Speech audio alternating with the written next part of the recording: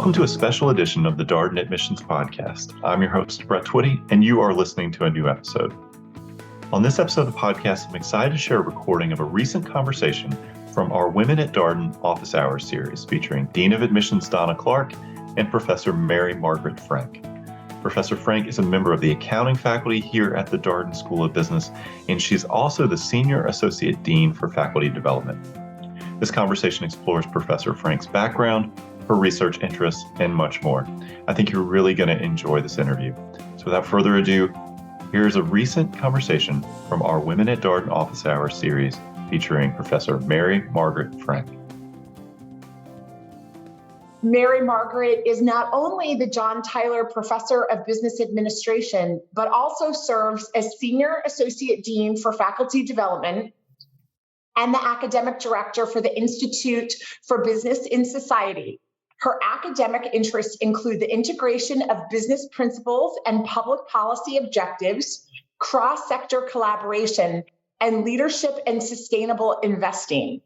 These interests began with her research on the effects of tax, financial accounting, and patent reporting on the strategy of corporate management, investors, and entrepreneurs.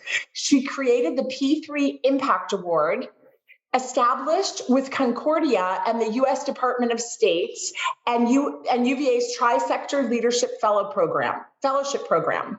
I've really enjoyed working with Mary Margaret on the Dean staff and many school-wide initiatives, including the Women at Darden 2.0, and so grateful for all the work she's done with regard to scholarships, which we'll touch on later too. But please join me, everyone, in welcoming Mary Margaret Frank. Thanks so much, Mary Margaret, for being here. Thanks for everybody for joining us. Yeah, absolutely. I was wondering if you could start out and tell us just a little bit about your background. I watched a really interesting video about how you became interested in accounting after initially having an interest in math and art. So just wondering if you could just start out with a little bit about your background and how you became interested in accounting specifically, and then we'll ask about becoming a professor. Yeah, sure. So I went to Carolina, so I am a triple heel. I graduated from Carolina 3 times. We can talk about that at some other point, but I went to Carolina as an art history major, had every intentions of curating the Met in New York City, got to New York City, and I just realized I was not a huge big city person. And so decided, well, maybe what I'll do is I'll come down and open my own art gallery, Southern Folk Art Gallery. And that's kind of where I thought I was going to go. Went to a business consortium.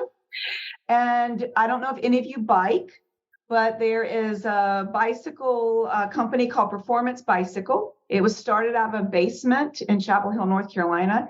And the owner, when I asked the question, never be afraid to ask a question. It'll change your life. I asked the question, if you could go back and take a class over again, knowing that you were going to be an entrepreneur, what class would you take? And without hesitation, he said accounting. And so I took accounting that summer. That still doesn't explain how I ended up as a professor, but I think the thing to know about how I got to be a professor is that I met a professor, who gave me a transformational learning experience. And from that moment forward, my whole trajectory in my life was changed. Decided to be an academic at that point. And that's really what has led me to be a professor as well as a professor at Darden. If you go look on our website, our mission is about delivering transformational learning experiences. And if I could just do that for one student, I think that my life would be made. So that's kind of how I ended up here. Yeah, that's great. How was that experience transformational for you, and how has it been formative to you as a professor? Yeah. So I think what was really amazing to me is he took something that it was a tax class, so that people think of as arcane and boring and not interesting, and he turned it into this amazing thing that was human, that had strategy, that had finance, it had LO. It just turned it into this really amazing problem that required critical thinking that I just didn't expect. And it really opened my eyes to you can't judge a book by its cover. That's fantastic, and it makes a lot of sense, because one of the things I hear about you so frequently is the extent to which you make accounting fun. Can you talk a little bit, because I hear that again and again about you and your approach. Yeah, I mean, if you think about it, accounting is really, accounting really is boring.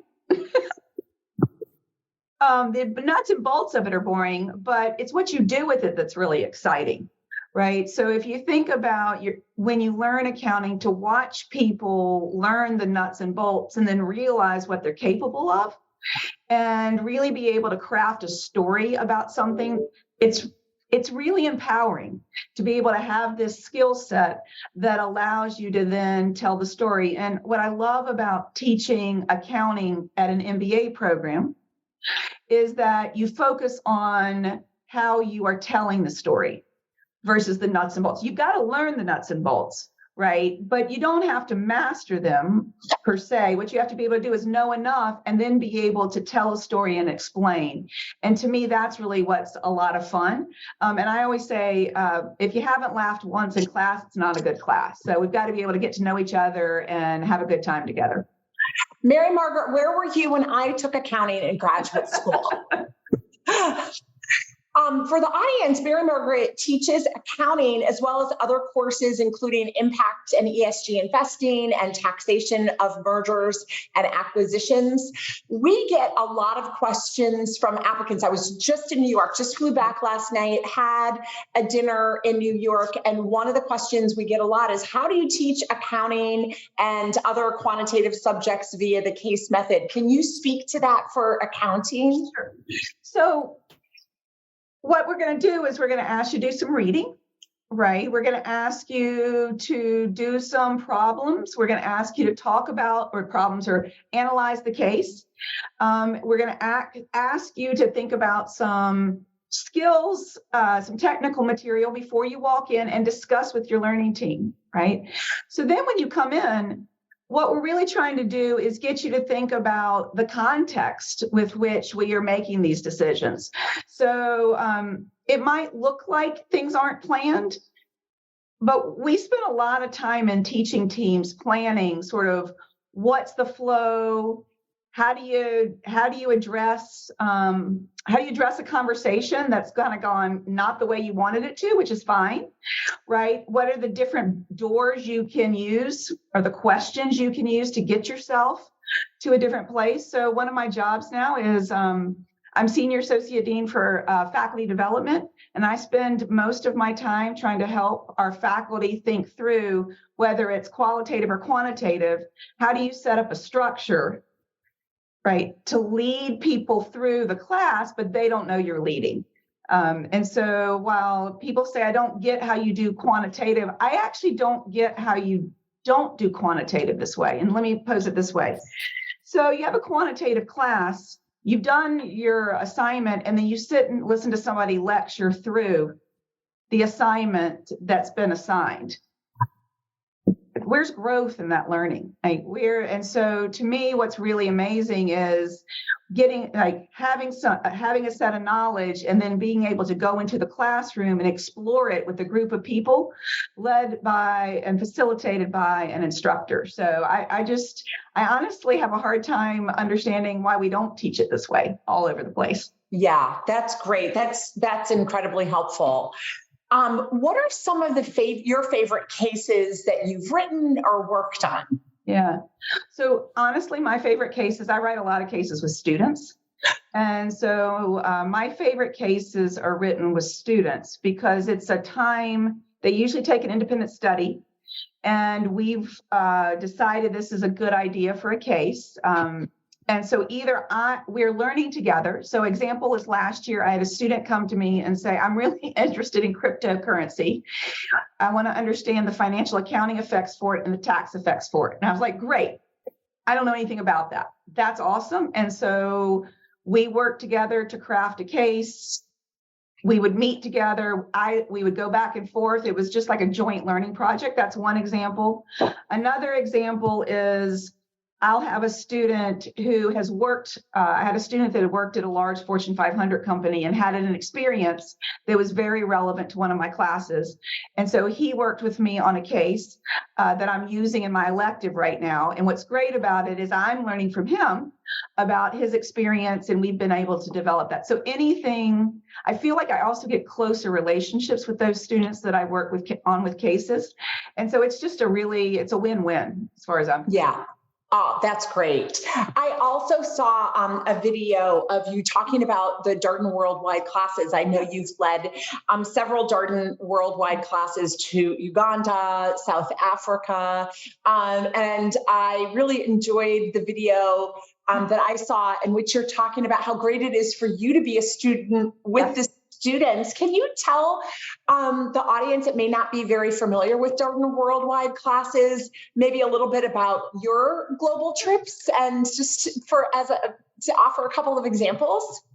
Yeah, so I started leading the ones to Africa. So I have a passion for the continent of Africa. That started when I was in high school.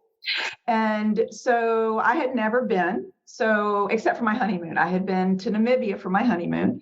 And so that was from different faculty do it different ways, but because that was my passion, I was very interested in particular in South Africa for a variety of reasons. I was doing a lot of stuff with cross-sector. So how does the public sector and the private sector work together to deal with social challenges? And I thought South Africa was a really interesting place to go understand that. And so I spent a lot of time trying to understand, how do you give a robust picture of South Africa and where it is? And how do we help students? What's really fun is to take students somewhere else and have them learn about a topic, because I think sometimes when you go somewhere else to learn, you get insights that you can bring home, because you don't always see the things in your home. Sometimes you have to get a fresh look at stuff to then come back and see things within your own country, your own town, or whatever. So I just have always loved doing that, taking students to go see different places that engage in the world differently. If we think about how the public sector and the private sector engage here, right? That's very different than in other countries. And I think that that's important for us to understand if we're going to have a global perspective. Will you be leading one this year? I would like to be, but the dean was really excited about going to South Africa. So I'm sort of like, as soon as he gives it up, yeah, you'll go back to South Africa. And just in case the audience isn't familiar, we do offer Darden Worldwide classes in multiple locations. Yes. Every Darden student is awarded a foundation scholarship of $3,000 to use for your Darden Worldwide class, and we highly recommend those experiences. I will say that we have a colleague in accounting. He's from Australia.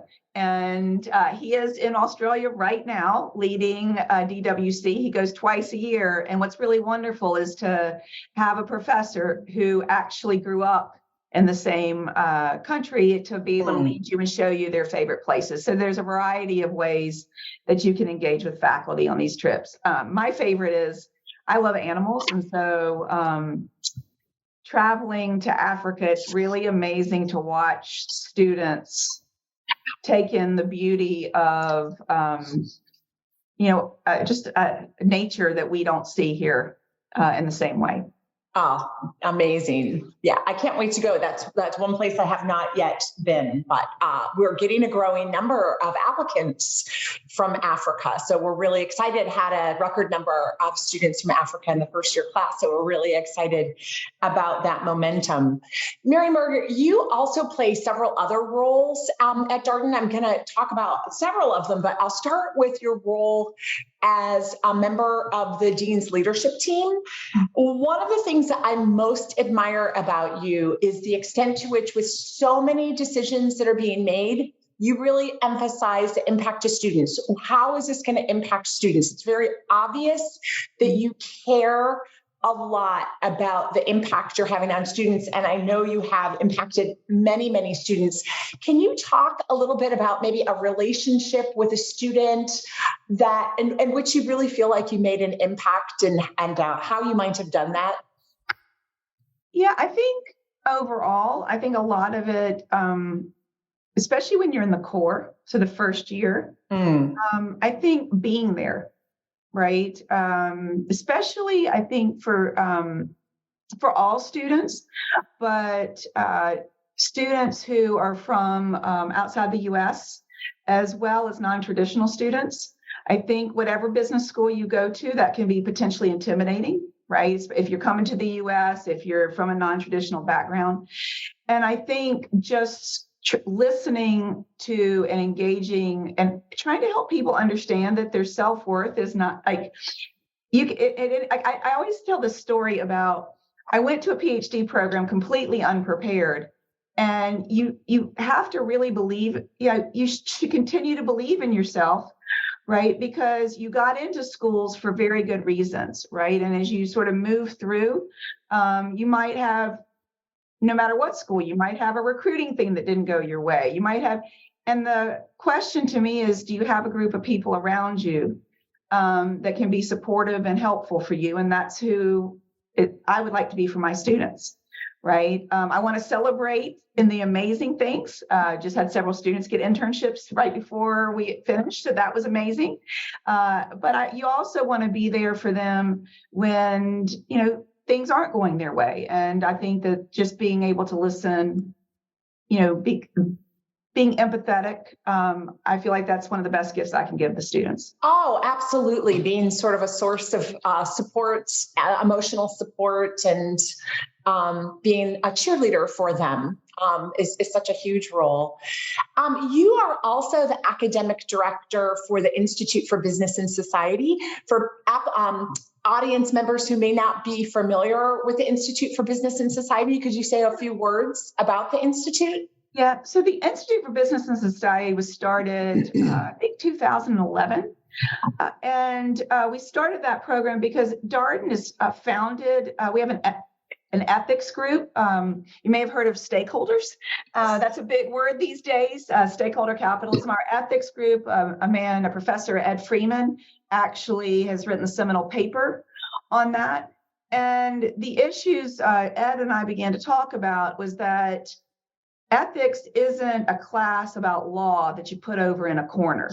Ethics is about how you engage with the rest of the world, right? And so how do we get people to think about how it is that what you do in business affects the rest of the world?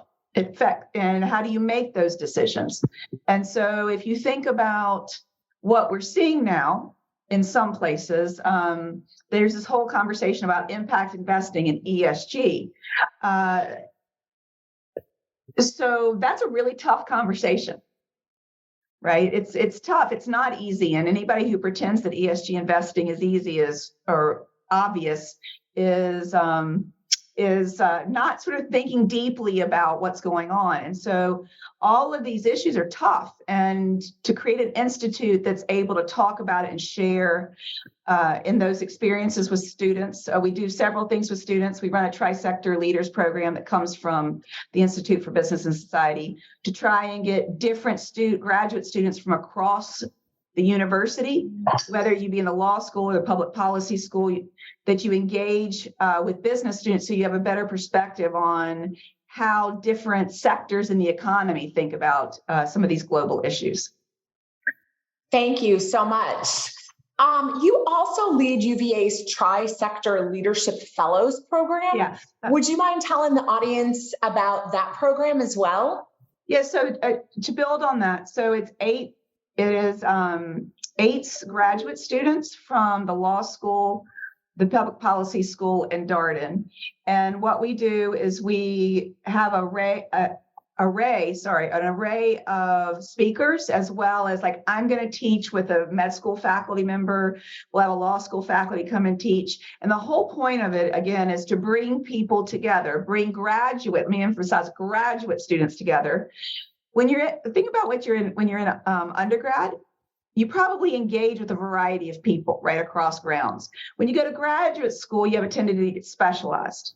And what I found is that people got specialized and forgot how to talk to other people. And so the idea behind this is to bring graduate students together. We go to DC together. We have a variety of speakers from all different sectors of the economy. We had the president of Atlantic Media here last week. I will teach about investing on health and well-being in February. And so it's just a weekly gathering. We have dinner together, and then we engage in discussions together. So that must be so interesting, the topic of investing in health and well-being. It's a topic that is of great interest to this generation. That must be fascinating. It has been, yeah. Yeah. And everybody, just a reminder, if you have questions for Mary Margaret, please put them in the Q&A. I'm gonna take your questions live as well. We've had the opportunity to work together a bit on the Women at Darden initiative over the last couple of years. You were involved in the first leadership symposium up in Roslyn. Tell us a little bit about your role in the Women's Leadership Symposium in Roslyn. So the Women's Leadership Symposium in Roslyn in September was really a really interesting experience for me, because it was one of the first times that I'd been at an event where we had women from all different aspects of connected to Darden or DC in the same room. It was faculty, it was staff, it was alumni, it was current students, it was prospective students, it was people in the DC area that were interested. We awarded several women awards. And I think what was really amazing about it is to watch an amazing group of people. There were men there as well, right? Amazing group of people engage on an issue about women in the business world. And so it was just a collection of different types of stakeholders that I hadn't seen before, which was really inspiring. This notion of, I've gotten very interested. So just to give everybody some background, we've been doing Women at Darden initiative for many years, probably 7 or 8. This is we call it the 2.0. And I think back in the 1.0, one of the reasons I got very interested in it is I couldn't figure out why women weren't interested in business, and trying to understand what it is that doesn't attract them. Because if you go look at med schools and law schools, the application rate's 50-50, right? And why is it? Because I think it's like the best job ever.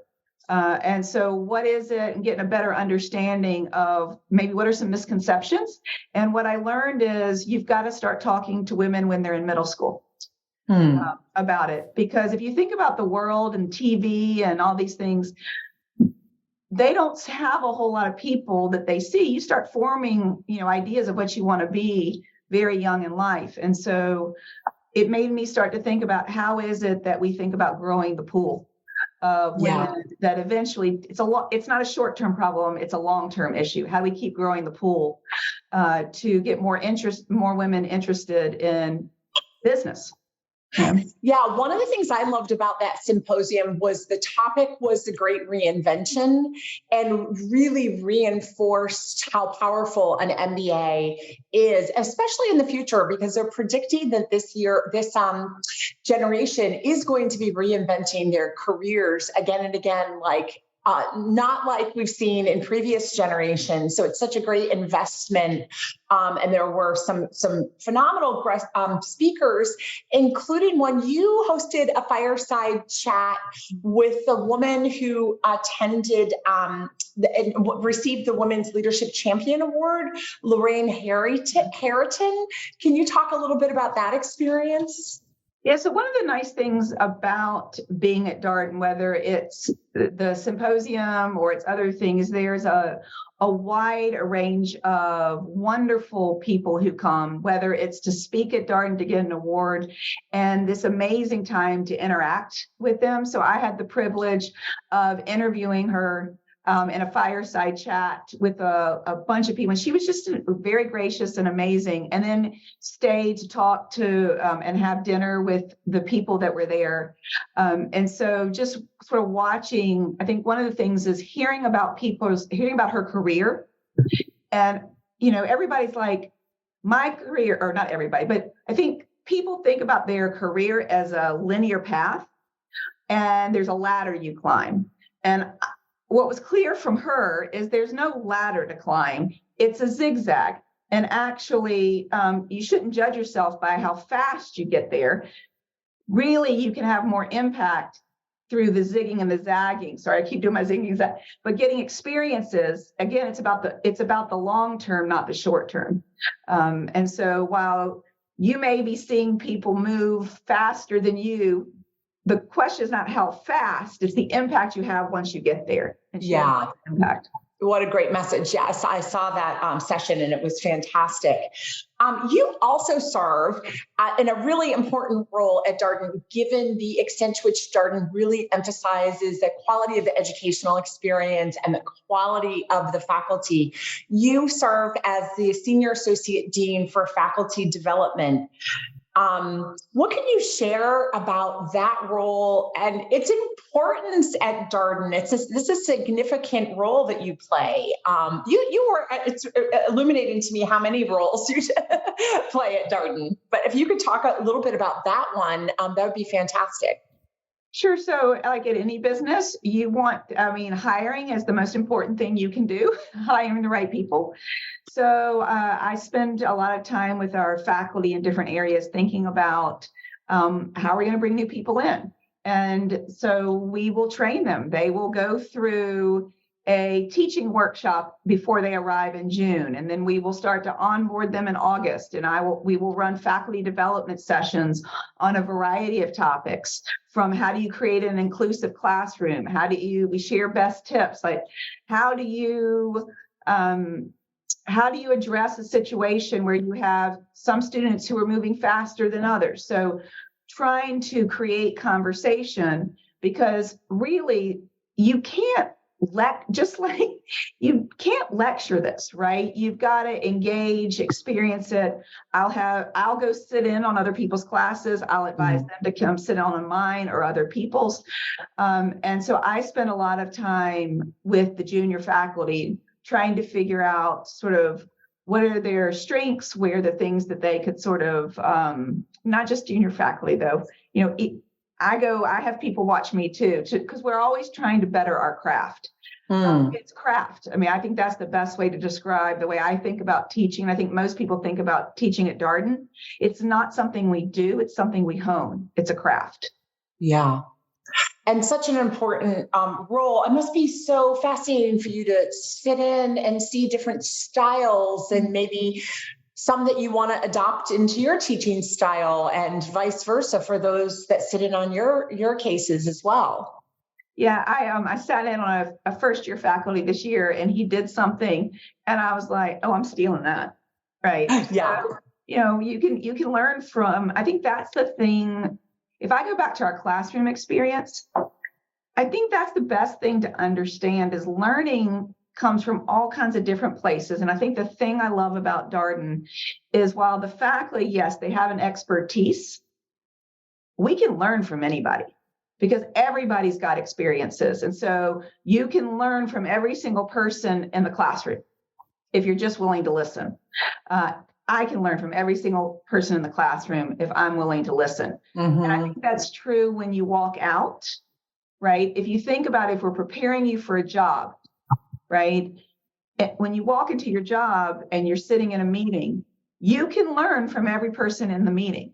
And so I think we're really setting you up to have a growth mindset and think about and listen to people. And what you think might not be relevant when you first start to hear it, if you really listen, I think you can I won't say always.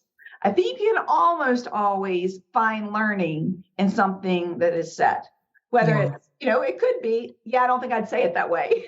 Right. But there's always some learning that can go on. It's such a good point. At graduation, I was talking to some graduating students and asking them what surprised them most about the Darden experience. And the theme that I heard the most was I was surprised by the extent to which I learned from my classmates.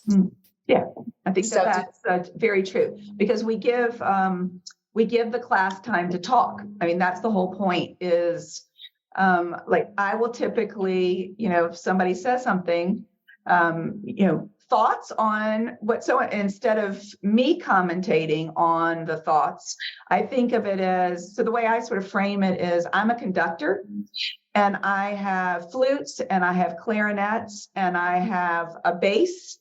And my job is to try and figure out how to get the instruments to play in tune. Sometimes we're out of tune and that's okay. It's about learning and playing together. Yeah. Wonderful. I'm just going to toggle a little bit to some questions from the audience and staying on the topic of faculty at Darden.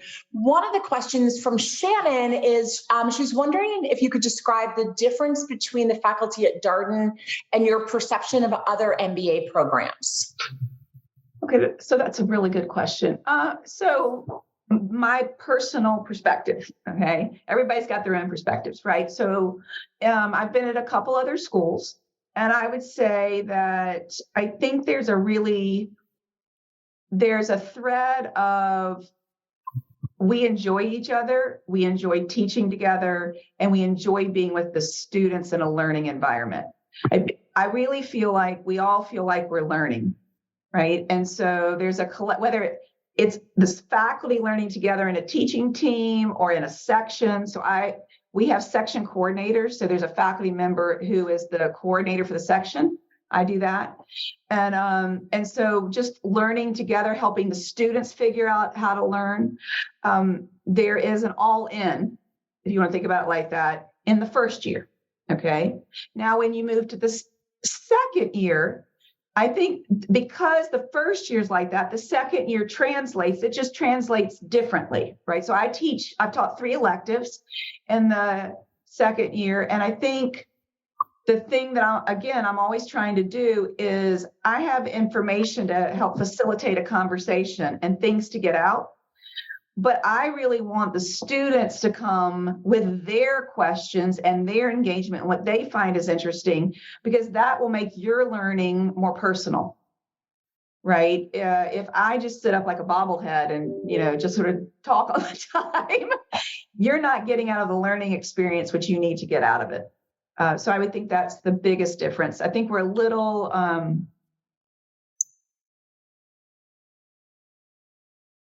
how to put it? We have very different personalities. I have to put it at Darden, just like at every school, we have very different personalities. The thing that I think separates is the enjoyment we want to get out of class, right? I am really disappointed when a class doesn't go, because I really want the students and us to have like a learning moment together. And I think it's that passion for the learning moment in the class that binds everybody.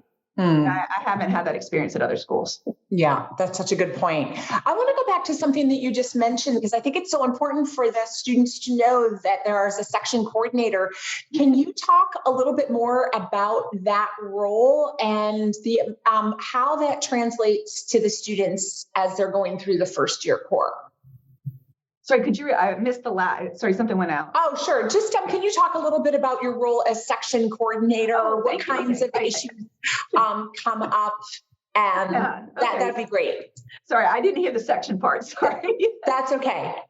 So section coordinator, so what I do is, so there are 5 sections, A, B, C, D, E. I happen to be the section coordinator for C. And so what we have is every quarter you have 5 classes, the first 3 quarters here, you have 5 classes, right? And so there'll be 5 different faculty in each quarter. And I will walk in the first quarter, and I will engage with you all as a section coordinator, says, hey, how do we want this section to work together? So we'll have a discussion about how do we want to learn together? What are some, how do we want to be with each other? What kind of norms do we want to have in discussions, right? Some of the other faculty will be there. And then you'll elect your like your section, what we call section reps. And then the section representatives and I work together. So if you have issues that come up throughout the quarter or the semester or the 3 quarters, then we engage. I happen to so for example, I haven't done this before because I've only been section coordinator twice, but this year students were, we'd really like to get out of Charlottesville and go have dinner. Mary Margaret, could you have us in? And I was like, I don't cook. How do we do this if I don't cook? And they said, well, could we do potluck? And I was like, well, if it's potluck, I can do that and I'll clean my house. And so we had the section over and just enjoyed being with each other at the end of the first quarter. So that's nice. Different things. I'll engage with other faculty. If there are things that we as a faculty need to do to help our students, I'll do that. So that's kind of the role of the section coordinator. Yeah, that's great that there's that degree of thoughtfulness involved in the sections. There's a question from Sophia, and it asks, what drew you to teaching impact and ESG investing? Oh, yeah. And how do you stay on top of all that's happening in a relatively new and ever-changing industry? Great question. I should pass you my slide deck, which says the wild, wild west of finance. I think when I started teaching, it was the wild, wild, wild west, and now it's just the wild west of finance. So I'm trying to think about how to explain it. So I started as a tax person. Okay. I taught tax planning, tax strategy. Then I actually taught accounting, but I was a tax person. If you think about when you teach tax, you're dealing with the public and private sector, right? And the public and private sector are at some degree, sometimes a lot of people think of them as being at odds. You get taxed and the private sector doesn't like it. Okay. Where you might see a little differently is, the government might provide a subsidy, right? And like for renewable energy. And that's maybe one way they work together. The government subsidizes and the private sector engages. Okay. The whole point of this being, that's a very transactional way to think about cross-sector, right? And I got a little tired of the transactional nature of it, and wanted to better understand how do people strategically collaborate together. And so I started exploring, that's when I went into more cross-sector work and public-private partnerships, trying to understand how do people collaborate together to solve big issues. And you can't solve big issues without the public, private, and not-for-profit sectors, right? You need multiple sectors to solve big problems.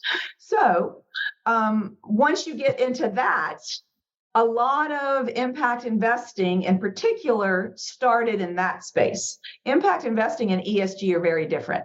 And so the impact investing is really about, a lot of it is about cross-sector engagement, okay? The ESG stuff is a little different. In fact, it's a lot different. But when you teach impact investing, you kind of can't teach impact investing without teaching ESG. And you're right, it's ever changing. It's amazing. I don't teach it right now. That's the one class I want back. Because I took this role, I've given it to somebody. I took my dean's role, I've given it to somebody else. But for me, that was my passion class. It is amazing to be in and scary to be in. To me, if we don't get it right, we will deploy capital in really poor ways that it can have really poor unintended consequences. And I don't think we quite know what we're doing. So I find that fascinating. You talk about big impact, getting that one right, that'll affect generations to come. So that's why I got interested in it. We need to get that class back in your there's a really good question in the Q&A from Laura, who's asking if you can talk about some of the characteristics that you see in successful Darden students? What are some characteristics that you commonly see or would encourage maybe students to cultivate? Yeah. I would say this is in life, not just so life advice is great. So okay, y'all are going to laugh at me, but I have 3 R's. And I actually think these 3 R's will help you be successful in life, which means an MBA program. Okay, so I got to remember my kids know my 3 R's because I just tell them my 3 R's all the time. So the first one is resilience. Okay, and what I mean by that is, you do the work, right? And the world doesn't always sort of play out the way you want, and you get back up and you find a different path. I think that being resilient in the classroom, being resilient on your job search, all of those things are really important. I tell my kids, I'm sorry to talk about my kids, but that's okay. That's great. These are great life lessons. Right. Resilience, respect. I think, if you think about you're going to a recruiting meeting, having respect for the time, you've agreed to go to a class, respecting that people have a social contract, that you're in class, right? Having respect when you show up at a meeting and being prepared. Actually, you should be doing that in your job, right? You don't show up to a meeting unprepared. So I would say sort of resilience, respect, and responsibility. So what's your responsibility to yourself and to others? And I think if you think about those things and you own those things, I think there's no way you can't be successful in life or an MBA program. If you wanted me to get more specific about MBA programs, I think every school's different. So I think you gotta, be careful about, sort of saying three word, like that's why I was trying to give life lessons is sort of, I think that will work across all MBA programs. Okay, let me help. So when you go to the MBA, you're going to be asked to do a lot of things. You're going to be asked you're going there to do networking, social networking, these are going to be your peers for your friends for your lifetime, right? You're going to be recruiting, right? And you're going to be learning, I hope. And then there's going to be extracurricular stuff. You could sort of put that in networking. And I think taking a moment to step back and ask yourself, what do I come to the table with? And what do I want? So let me give you an example. Okay. I have a non-traditional background and I want to go into investment banking. Okay. Doable. Absolutely doable. Okay. We have plenty of students who have done that. But if you have a non-traditional background and you're trying to go into banking, which banking has a lot of interviewing, okay, then thinking about sort of how you are strategic about your extracurricular activities during certain points in time would be important. If you, let's say, have a background in something, right? Well, let me do another one. You don't know what you want to do. Well, you're going to be spending a lot more time thinking about recruiting. So you've got to think how you play those and weight those other things. So, and understanding what you come to the table with, what your strengths and weaknesses are, and just sort of, I think, being self-aware, right? I think that's a really important aspect of not only the MBA program, but life. Mm-hmm. And always remember, it's about the marathon. It's a long run strategy. It's not a short run strategy. Don't get overly worked up about the short run. Yeah. Great advice. There's a question from Desiree about interactions between faculty in and out of the classroom. And I'm going to jump to one that I am aware of that is pertinent to you. I've heard that you played goalie for the Darden Cup and wondering if you could tell the participants what the Darden Cup is. And then we'll go back into your interaction in the Darden Cup in soccer. And did you play soccer in college? Did I read that? I only played in high school. Okay. Yeah. No, I went when you go to Carolina. You have to be me a ham to right. You have to be that. Yeah. So the Darden Cup is a friendly competition you could call it a friendly competition collaboration amongst the first year sections that also the second years get involved in. So I am part of section C, and we do things anywhere from we play soccer to we have trivia contests. So one of the things I've really loved seeing evolved over time is it used to be very athletic centric. Now we do a lot of other types of things, fun relay races. Yes, there's basketball and soccer, but Trivia. There's all kinds of different things that we do, and you accumulate Darden Cup points. And it's a big thing, like bragging rights to win. And so in accounting, our colleague Shane has been in the section that's won the last several years, and he's a little obnoxious about it. And he walks around with the Darden Cup, and I'm just sort of fed up with it. And so I'm trying to motivate my section to win because I'm just tired of watching him like walk around. And so it's all in good fun. Yeah. Right. You can be competitive and collaborative at the same time. And I think, honestly, when we're trying to teach, one of the reasons I participate or engage in these things is getting to know who your students are outside of the classroom helps you help them in the classroom. I will learn, somebody is really talkative, but is very shy in class. That's helpful for me to know. Mm-hmm. I will engage with somebody who says some amazing things because they're so shy that I would have never known.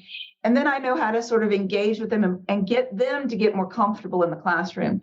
So I think when you trust each other, it creates a better environment for conversation. And so I participate so we can build trust.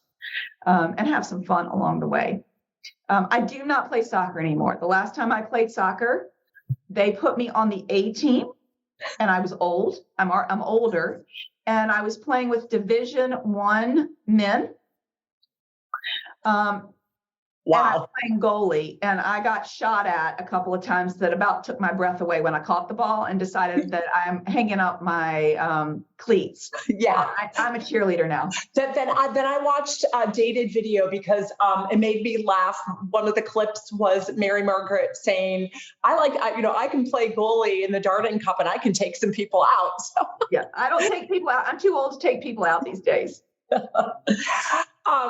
Switching gears to another question, you've worked at Darden for 20 years, big milestone anniversary coming up. Can you tell the audience a little bit about what has kept you at Darden for 20 years? Because that's really something that's quite an accomplishment. So I have to be at a place that has a growth mindset, right? So the mission of Darden, you always think, missions, company missions, right? But for me, this mission of transformational learning experiences, I love the fact that not only is our mission about transforming, having transformational learning experiences, but the faculty here on average are very open to being transformed themselves. And I love being at a place like that, where we are interested in learning from a variety of people in a variety of places, and people yearn to learn. And for me, that's just really fun. I'm actually a huge introvert. Nobody believes me. I'm a big introvert, but I don't feel like an introvert when the discussion is about something that we can engage and learn on. It reduces my anxiety about being around people. And so that's just amazing to me, is that I can feel part of a group because we're focused on the learning, and it makes me less nervous. That's great. There are a couple of questions, including one from Yulia. Hi, Yulia. I just met you in New York. Nice to see you on the webinar. A couple of questions about faculty training for diversity, equity, inclusion, unconscious bias in the classroom. wondering if you can address any training or developmental programs that are available to faculty. So yes, I just got off a call about what we're doing next semester. So since I've been in this role 2.5 years, we were doing stuff before that. But what we do is we run faculty development sessions throughout the year, and some of the sessions are just about DEI, but really what you want is you want DEI to be threaded through everything. So for example, if I run a faculty development session on how to use technology, like what are some tools we could use in the classroom? Well, then the question becomes, how do the tools make your classroom more inclusive, right? So in every conversation, what you want to be doing is thinking about what's the topic, and then how do you think about it from an inclusive lens? So for example, one of the things we've been talking about is how to have tough conversations, right? That's a skill set, and it's a skill set not only in the DEI setting, it's just a skill set in general. So that's what we're looking to do, plan out a series of workshops that we run that some of them are just about, like, for example, unconscious bias. We just had this conversation, and we start brainstorming on, well, what would be a new, interesting way to go at that? Because we've done one several years ago. We have new faculty. What's a different, unique way that will really tap in and resonate with people? We're always trying to figure out how to do things and teach things such that it resonates with people. And I'm trying to think of, we're also engaged with the other thing is we engage with our students a lot.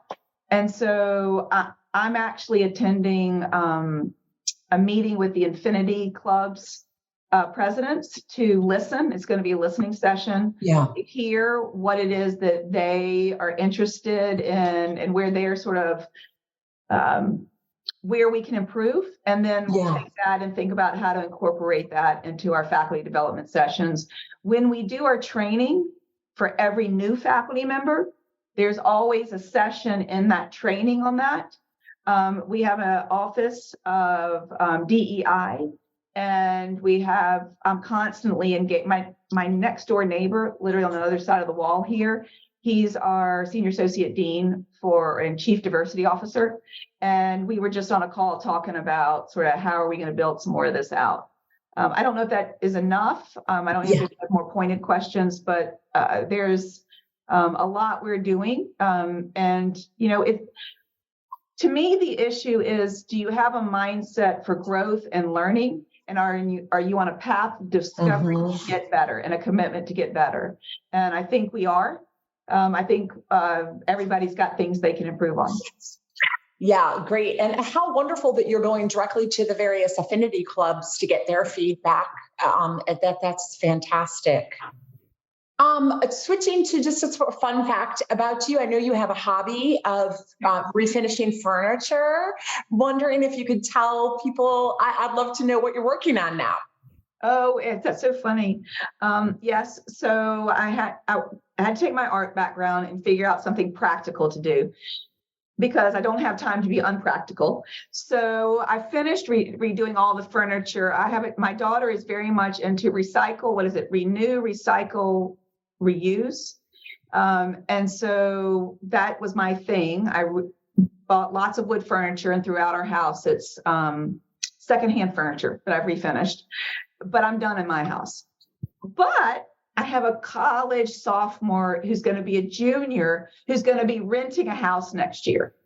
So I have a bunch of furniture in the basement that's my summer project to refinish so that she can use it in her house. And do you stain them, or do you use color, or both? Do you work on? Whatever. I'm all about experimentation. So whatever works. We're going to have to rope you into doing some type of training session for those of us who would like to learn how to do that. Yes. That's fantastic. Well, I think we're coming close to our time. So thank you so much, Mary Margaret, for your time. And to the audience, thank you so much for all your great questions.